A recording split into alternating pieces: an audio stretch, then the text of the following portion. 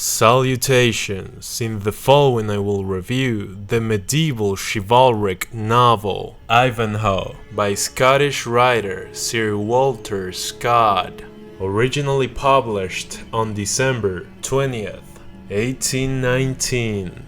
The version I read is a 50th anniversary hardcover book, published by Edimat, with an introduction by Maria José Llorens Camp, a successful translation in a simple yet compact format of lasting quality that can accompany the reader wherever he wants to read.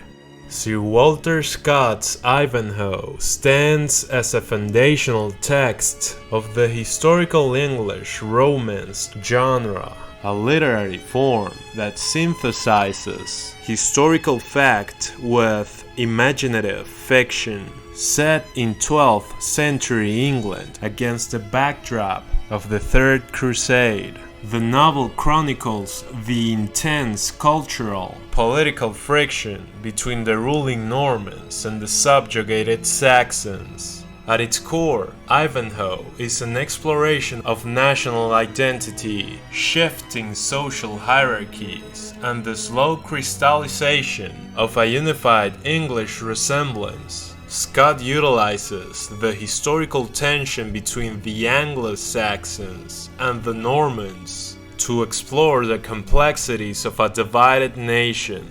The protagonist, Wilfred of Ivanhoe, represents a bridging of this divide, a Saxon knight who has sworn allegiance to the Norman king, Richard de Coeur de Lion, the Lionheart.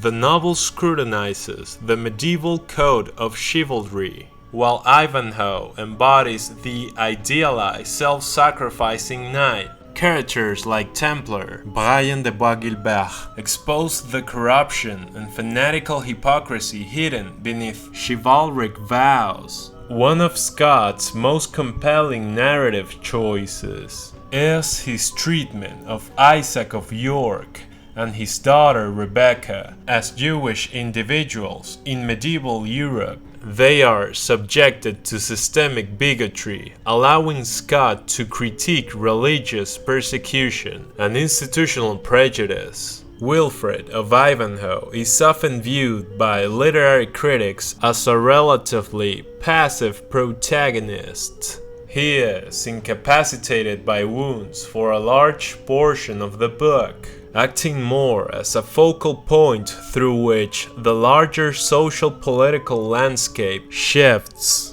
In contrast, the novel's secondary characters possesses far more psychological complexity. The tragic, multifaceted villainy of Brian de Bois Guilbert and the moral fortitude of Rebecca, arguably the moral anchor of the book, routinely eclipse the nominal hero and heroine, Ivanhoe and Rowena, in terms of emotional resonance. King Richard the Lionheart is missing, allowing his treacherous brother, Prince John, to usurp the throne with corrupt Norman barons. Wilfred of Ivanhoe, a loyal Saxon knight cast out by his father for swearing allegiance to the Norman king, returns in disguise.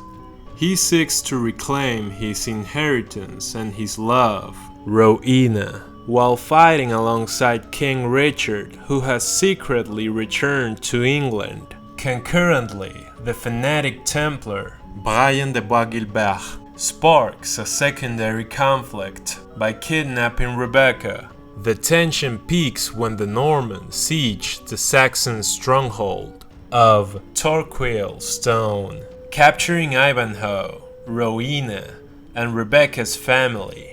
Ivanhoe must overcome his wounds and historical prejudices to defeat the corrupt Templar faction in judicial combat. Ultimately, the personal clashes resolve as Richard reclaims his crown, forcing a fragile peace and cultural synthesis between the two rival factions.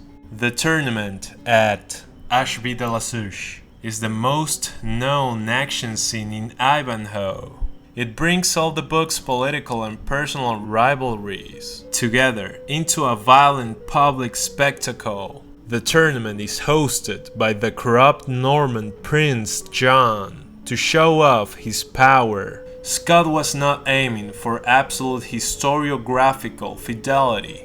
Instead, he painted the Middle Ages with a romanticized antiquarian brush, blending legends like Robin Hood into actual historical timelines. His prose relies heavily on stage archaisms, deliberately elevated theatrical dialogue designed to evoke a sense of the distant past, which can feel turgid or formal to contemporary readers, but successfully built a grand mythic atmosphere for 19th century audiences.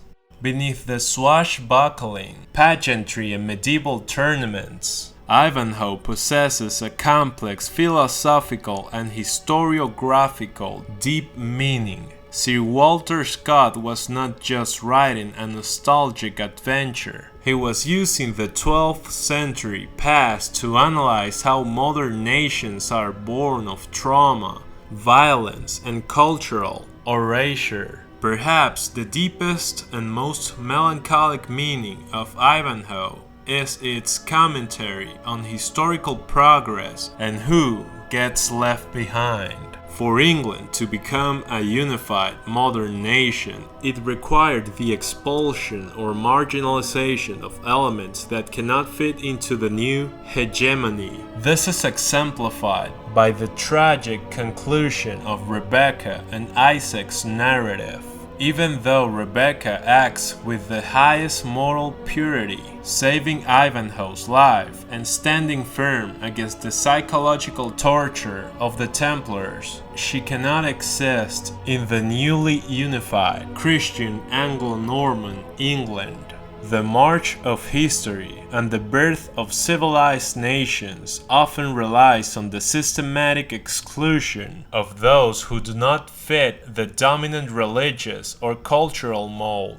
Peace and national identity require the painful sacrifice of old grudges. Progress is built by the powerful,